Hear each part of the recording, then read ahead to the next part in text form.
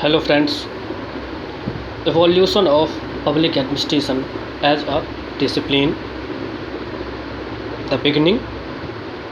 Woodrow Wilson's famous 1887 essay The Study of Administration was published in Political Science Quarterly.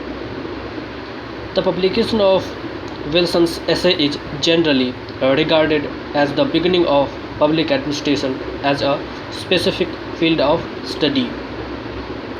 Wilson sought to move the concerns of public administration to investing the organization and methods of government offices toward first, what government can properly and successfully do; second, how it can do these proper things with the utmost possible efficiency and at the least possible cost, either of money or energy.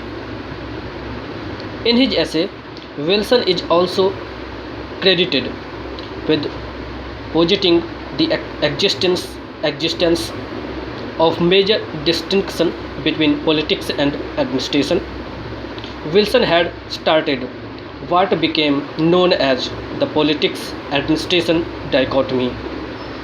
Politics and administration could be distinguished, he argued, as the ex- expression of the will of the state politics and the execution of that will administration. The evolution of public administration as specialized field of study falls into six critical paradigms. Paradigm first, politics administration dichotomy 1900 to 1926. An examination of the politics administration dichotomy was offered by Frank J. Goodnow in his book Politics and Administration 1900. To Goodnow, modern administration presented a number of dilemmas involving political and administrative functions that had now supplanted the traditional concern with the separation of powers among the various branches of government. While Woodrow Wilson provided the rationale for public administration to be an academic discipline and professional specialty, it remained for Leonard D. White to most clearly articulate its preliminary objectives. In his pioneering 1926 book Introduction to the Study of Public Administration, the first text in the field, he noted the critical assumptions that formed the basis for the study of public administration.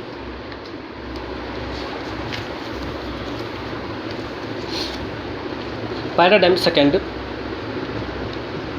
the principle of administration.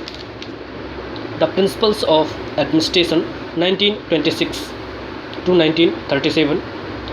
After World War I, public administration changed inexorably. The United States and Western Europe were changing from a rural agricultural society to an urban industrial nation. This required a considerable response from public administration because so many few functions and programs would be established. As the population became increasingly urban, vastly expanded, programs would be needed in public works, public health, and public safety. Public administration as an activity was booming all during the 1920 period of orthodoxy.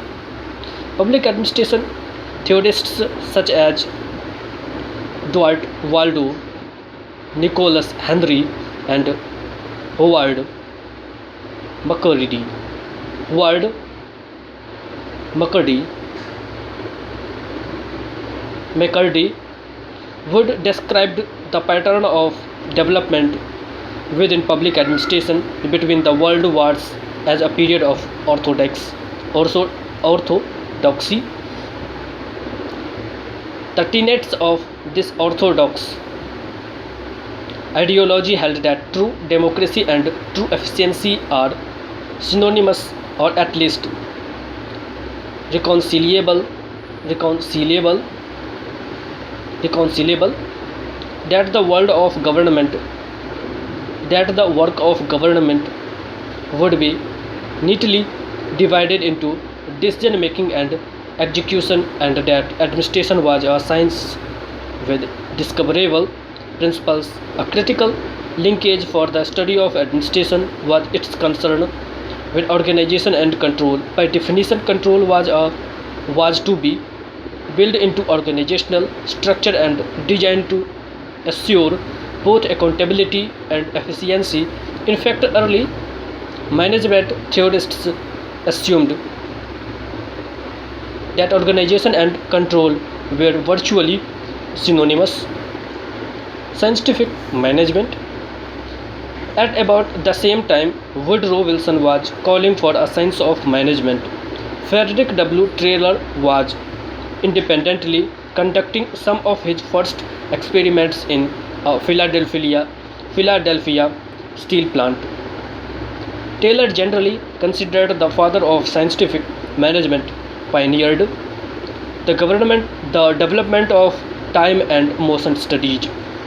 He wrote the results of his studies in 1911. In the principles of scientific management, premised upon the notion that there was one best way of accomplishing any given task. Scientific management sought to increase output by discovering the fastest, most efficient, and least fatiguing production methods. The job of the scientific management, once the one best way was found, was to provide a procedure upon all the workforce. Classical organization theory would evolve from this notion.